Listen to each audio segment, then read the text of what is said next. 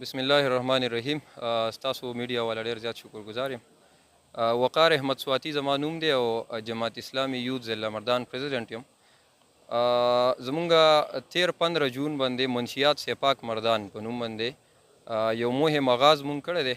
ظاهره خبره ده د مهم نه تاسو ته اندازه کیږي او د هغې سلسله کې مختلف اکټیویټیز کیږي. اوس دلته رستم کې زمونږ یو ډېر لوی جرګه وشوه چې په هغې کې پولیس ای سی چو صاحب او ورسره د کلي او د علاقې مایدینو شرکت وکړو. په لوی تعداد سره نوجوانان هم شریک شول.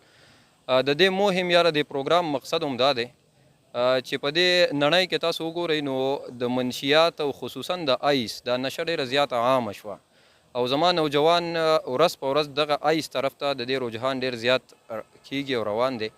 د هغې وجه هم دا ده چې نوجوان بېروزګاره شو، نوجوان دپاره څه اکټیویټي نشته، نوجوان د انګیجمنټ دپاره هېڅ قسمه څه پروګرام نشته.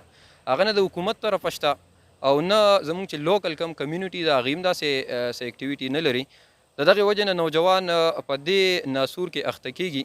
جماعت اسلامي یوث ضلع مردان دا ضرورت محسوس کو چې مونږ نوجوانانو تنظیم دی او نوجوان مونږ ښې طرف ته رابولو، نوجوان مونږ د برایو نه ساتو، نوجوان له مونږ پازیټیو اکټیویټي ورکوو.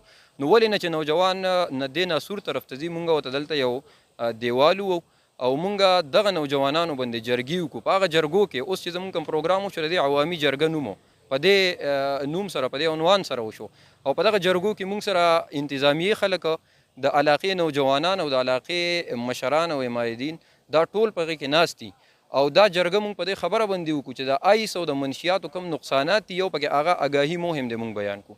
دویمه خبره چې په دې معاشره کې خصوصا په مردان کې او بیا دلته مونږ په رستم کې ولاړ یو چې په دې معاشره کې هغه خلک چې کم منشیات فروش دي، انتظامیه زمونږ سره ولاړه ده او مونږ ډي پی او صاحب سره هم ملاقات شوی، ډي سی صاحب سره هم ملاقات شوی دی او هغوی مونږ ته ویلي چې په دې مهم کې مونږ تاسو سپورټ کوو.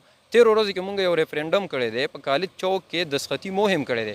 مونږ دا کتل چې د معاشرې ریسپانس سره د نوجوانانو د عام ولس ریسپانس سره الحمدلله په سوونو خلکو کې بلکې زرګونو کې داسې نوجوانان او داسې خلک کالج چوک ته راله او مونږ ته د خپل رای اظهار وکړو هلته. نو دا اکټیویټي زمونږ روان دي. نن مونږ دلته په رستم کې د دې مهم آغاز باقاعده وکړو. مونږ سره سلمان صاحب د دې ځای امیر صاحب دی او دلته سید حبیب بهي د دې ځای جماعت اسلامي صدر دی. د دې په موجودګۍ کې د دې مهم آغاز وشو او دلته په دې رستم کې او په دې ټوله علاقه کې په پی کې 55 کې هر یو کلي ته، هر ادارې ته، هر محلې ته، هر سپورټس ګراوند ته او هر جیم ته، کلبونو ته کم ځای چې د نوجوان مرکز دی ټولو ځایونو ته به انشاءالله مونږ ځو او دا آګاهي به مونږ پیلاوو او دا اویرنس به دا زمونږ په 2 پیزو کې دا مهم مونږ لانچ کړی دی.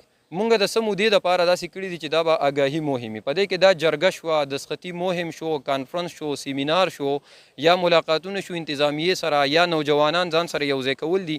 دا خلک په خپل بیک باندې ودرول دي. انشاءالله مونږ به دا چې کوم منتخب نمایندګان دي 3 MNAs په مردان کې د پی ټي آی او دلته 8 MPAs چې هغې د نوجوان په نوم نه ووټ اخیستی دی، په دې وجه یې اخیستی دی چې نوجوان ته به مونږ ګراوند ورکوو، نوجوان ته به مونږ روزګار ورکوو، نوجوان ته به مونږ اپرچونیټیز د روزګار ورکوو. هېڅ قسمه څیز په نظر نه راځي. اوس بجټ وشو څه دي نوجوان دپاره؟ د مردان به مونږ وګورو، تاسو دا بجټ کاپي راوالئ څه دي د مردان دپاره، د مردان د نوجوان دپاره څه دي. د دغه خلکو خلاف په انشاءالله مونږ مظاهرې، ریلیز، مارچ دا ټول به مونږ کوو. د مردان په بیگ سیټي کې مونږ به هلته په مین سیټي کې هم کوو او د هغې نه مخکې به مونږ په دې کلو علاقو کې په هر زون کې او په هر پی کې مونږ مظاهرې کوو او د ټول نه لوی مظاهره به انشاءالله مونږ د دې اختتام د دې مهم په مردان کې کوو انشاءالله.